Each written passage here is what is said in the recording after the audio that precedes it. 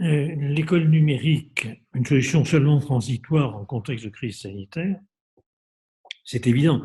C'est-à-dire qu'une fois encore, il convient de considérer que le numérique, que les nouvelles technologies sont des dispositifs extrêmement importants pour pallier à des absences, à commencer par une prothèse, une prothèse numérique, ça vient à la place d'un membre qui a été amputé. Hein.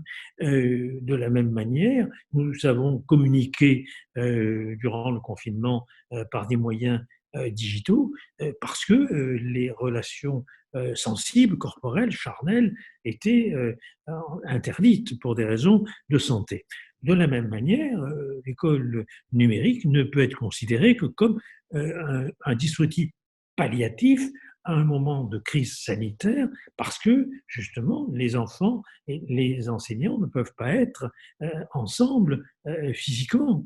Mais ça ne doit être que palliatif, je le précise, et ça ne saurait venir remplacer la relation pédagogique, parce que la relation pédagogique ne repose pas simplement sur l'apprentissage de compétences, l'apprentissage de techniques.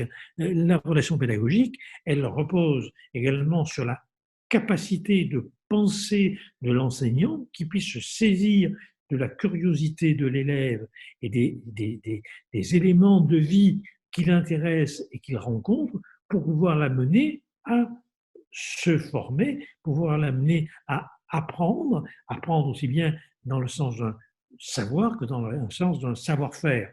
Et donc, il y a là quelque chose qui fait de la pédagogie de l'art et non pas une science. C'est bien pourquoi je considère qu'aujourd'hui en France, par exemple, le ministre de l'Éducation nationale, Jean-Michel Blanquer, en installant un conseil scientifique composé simplement de scientistes et de positivistes, n'est-ce pas, amène l'école dans une impasse. Parce que justement, la pédagogie n'est pas simplement du registre de la science, ni du registre des nouvelles technologies. La pédagogie, elle est aussi un art relationnel, et la capacité de se saisir du désir de savoir de l'élève pour l'amener à apprendre ce dont il a besoin pour satisfaire justement ses désirs.